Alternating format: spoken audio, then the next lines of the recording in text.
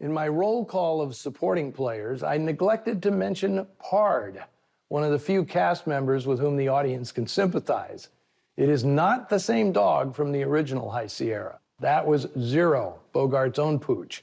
This time, Pard was played by Daisy 2, offspring of Daisy, known to moviegoers as the Bumstead family dog in all the Blondie comedies.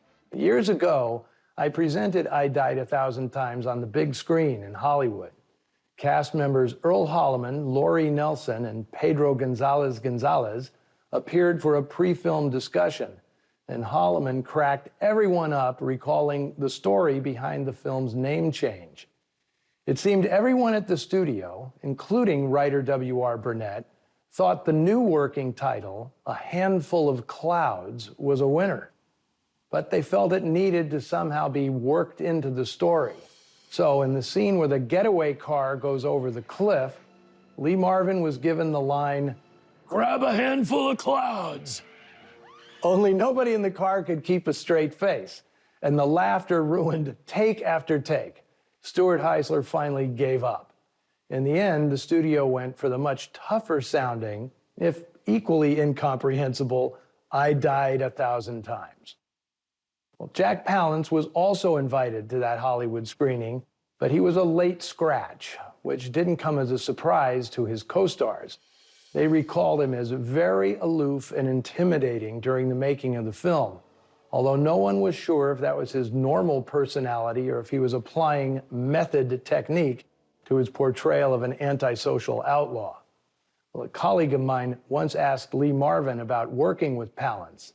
Marvin recalled trying to break the ice with his co-star by inviting him to lunch, only to have Palance give him that scary, sneering smile and say, "I don't eat with people."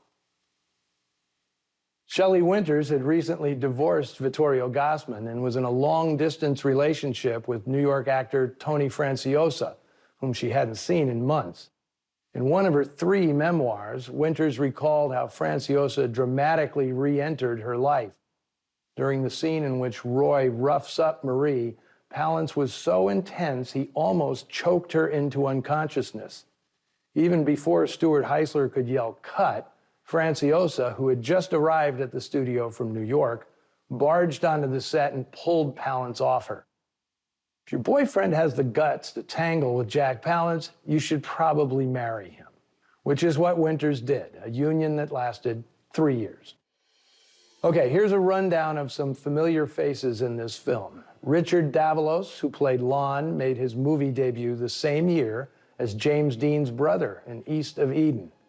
Perry Lopez, who played Louis Mendoza, would have the same haircut 19 years later when he played Lieutenant Escobar in Chinatown. Nick Adams went uncredited as the bellboy with the clattering glasses, clearly dubbed in post, and Dennis Hopper was the guy gleefully dancing with post-surgery Velma. All these guys were contract players at Warner's, getting their starts in great pictures all being made at the same time. East of Eden, Rebel Without a Cause, Giant, as well as less than great ones like I Died 1,000 Times. Noiristas, please note on our social sites the many other bit players I don't have time to mention. I'll close with this nod to Pedro Gonzalez, a Mexican-American from Texas. He specialized in stereotypical roles now viewed as cringing embarrassments. But he was a great guy and a wonderful success story. A natural comedian who could neither read nor write, Gonzalez got his start on a 1953 episode of You Bet Your Life, where he stole the show from host Groucho Marx. One of the people watching was John Wayne, who brought the 28-year-old to Hollywood and set him up for a long career in showbiz. Do yourself a favor and find that You Bet Your Life clip on the internet. You will see a pair of masterful comics playing off each other. Next week, I'll have a thriller from the master of suspense. Alfred Hitchcock returns to his native England for the inventive murder mystery Stage Fright, starring Jane Wyman, Richard Todd, and a radiantly sexy Marlene Dietrich. Until then, grab a handful of clouds.